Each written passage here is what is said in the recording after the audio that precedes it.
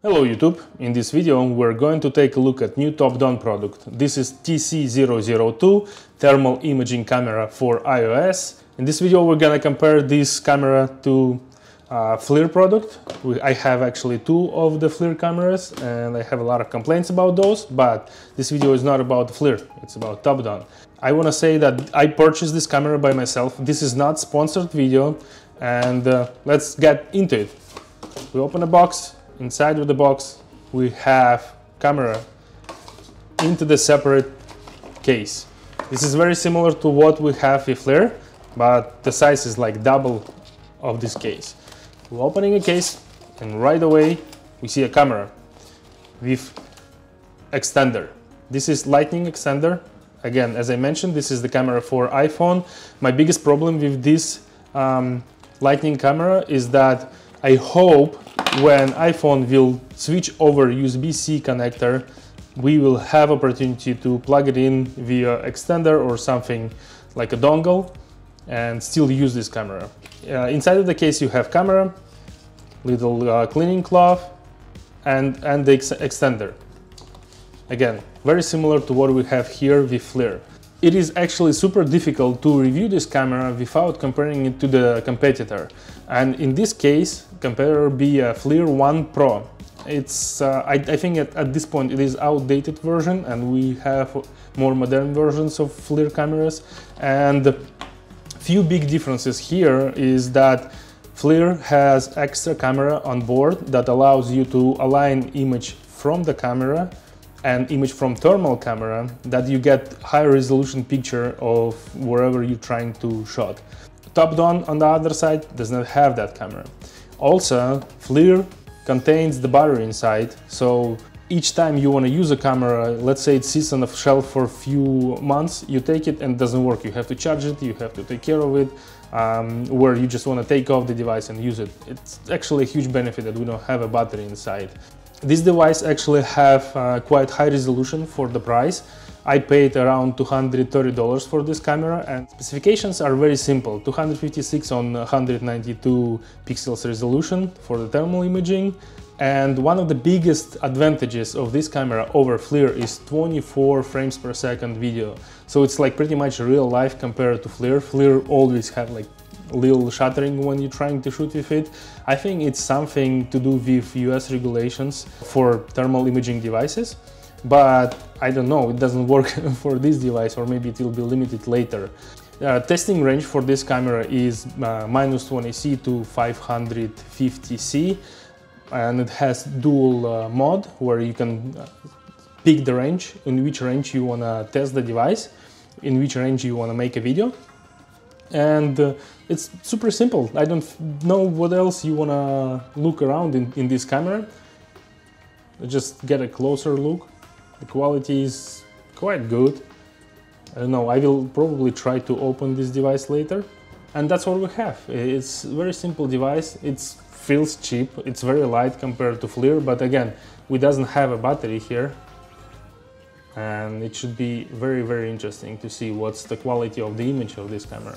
I do not expect any good readings from this camera, and the main reason that for most of the people who searching for thermal imaging camera, this is an unknown brand. And again, I don't expect those guys will show us something super crazy. The reason why I bought this camera and I want to use it over FLIR, because I have all sorts of issues with FLIR. I bought this camera a long time ago and it no longer works even if you have iPhone SE, iPhone 5, so it's like a piece of garbage at this point. There's separate software you can try to use, but it doesn't work well. I have this micro USB camera, it also doesn't work because my micro USB device also is not supported. It's a huge problem with FLIR devices. Like you pay huge money, was $400, $350, and then this guy was around $200, $300, and now it's a useless devices. Like I don't know how much money you have to spend. This guy $220, and I hope iPhone software be carried on, but again, I don't expect those guys be, you know, taking stars from the sky. Okay, let's plug in this device over the iPhone and see how easy it is to set up and how easy it is to use. You have to download the software TC002. Let's open it on. I just plug it in the camera. Let's plug it in this way and you probably will be able to see me. It showed connected. Let's click thermal imaging. How fast it's gonna take? I see it's calibrating. Oh, you can see me. Hello. And one of the nice features right away I can see is that you can see multiple points for temperature measurement. It's all over the place. But again, I probably 36 degrees, not 32 degrees. It's kind of off. And the white text on the video is kind of off. I don't like it. So as I mentioned, this camera is about multiply ranges. You can click here and select a range and which range you want to measure the temperature. Now it's probably will recalibrate internal sensor. Let's see how long it's gonna take. It's actually quite fast. Oh, now it shows my temperature very close to what it is, 35 degrees. Very nice. 36 degrees. Let's try to bring something hot in here. This is my hot air station. I set it to be 380 degrees. Let's see how well it will pick up the temperature. And here you can see one of the problems, like white text on the very hot images, like barely scratching the surface how it's supposed to be. And it shows 320 degrees. You can see it here, 220 degrees. So it's not accurate. You cannot expect it to be accurate. Let's make a video just so you can, I could put it on the side so you can see what is actually showed on the screen. 330 degrees. And on top of the line here, you can actually see. Let's compare the performance to FLIR camera. I probably want to plug in the camera a different way. Let's do it. It is connected. And it's calibrating. Put it in this way. But you can see the difference, like 24 frames and how about 8 to 10 frames we have on the FLIR. Again, this is the old product. I don't think it's fair to compare, but let's see how well it will show us the temperature of the Aaron. Place it here. So the FLIR shows 150 and our device again shows 120. And very nice thing that I don't have to actually aim directly at the wherever I'm trying to measure. I think the FLIR, latest FLIR can do the same. 330. Let's see. Let's compare it to the FLIR Pro. It's super annoying that I have to use some weird software if I want to use this device. You turn on the device, it's up. Connecting it over. Software automatically opens and detects. And now you can see the difference between 8 to 10 frames per second and 25 frames. So it's live picture compared to FLIR going jittery. But FLIR actually shows you that the temperature is around 381 degrees, which is very accurate considering that my hot iron set to be 380. And Topdon doesn't show the correct temperature. You see here 300, 320. This is a new product, few months out there, and I don't expect them to be star product on the market. I probably will make extra videos of something else now and show it out there, and we're gonna talk it through. Here you can see I have a cup. I will show you what's gonna be if I will add hot water inside. It's actually very funny how it looks like. Looks like a lava, 60 degrees. Very interesting. Now I'm going to add cold water to it.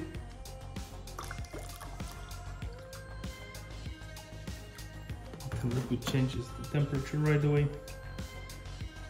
Let's see around the house. You will be able to see. I'm trying to align the image as much as I can. And you able to see studs. Those are heated up. I'm in Florida. Here you can see actually not enough insulation. The light. It switches.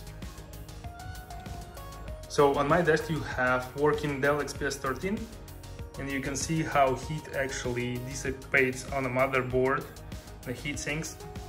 Keep in mind, this is the image from two different cameras, one just for the video and another one for thermal imaging.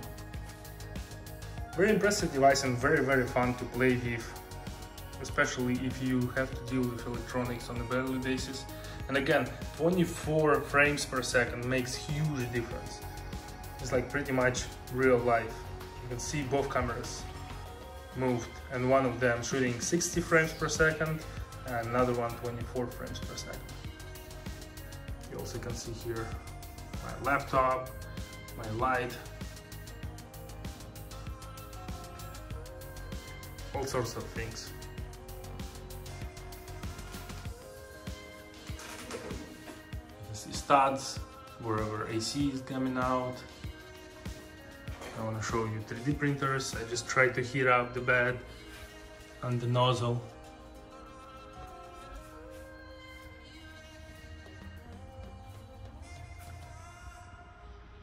Wherever surface is reflective, it's not gonna give you the temperature reading. It's gonna reflect.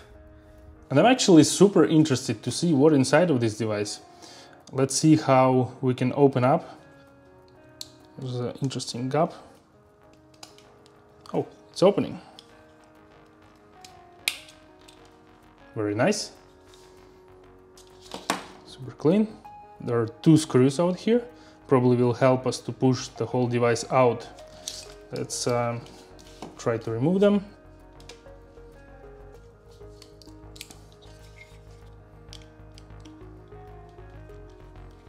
I don't think anyone ever showed in a review how to open any of those cameras. Not a cheap device, but we want to have a proper sneak peek inside. Oh, that's how easy it is to open it. You just slide it down. Some cooling out here. Let's see if I will be able to remove top cover.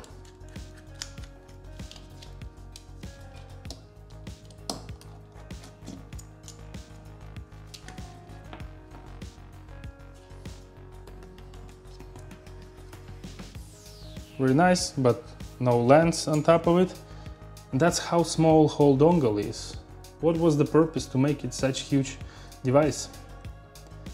Very interesting. I would expect some custom device inside.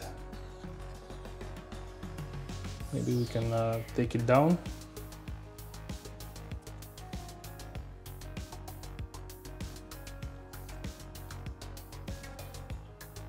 Okay.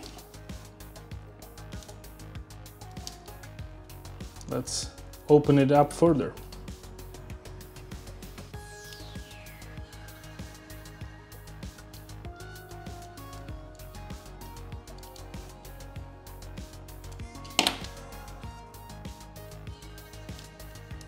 This is how small whole thing is. Very tiny little device. That's how everything looks inside. This is soldered to the board. FLIR actually have a bit different setup. That's all you have in such a huge package.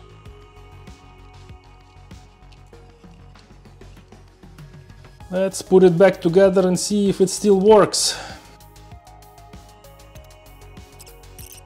I actually expected this device to be more interesting inside. It's super small, and I think they just want to make sure that it looks exactly like this and more recognizable, because FLIR already made the market. It is a smart move, but again, why do you need such a huge device? Let's see if it still works. Let's plug it in. Device recognized.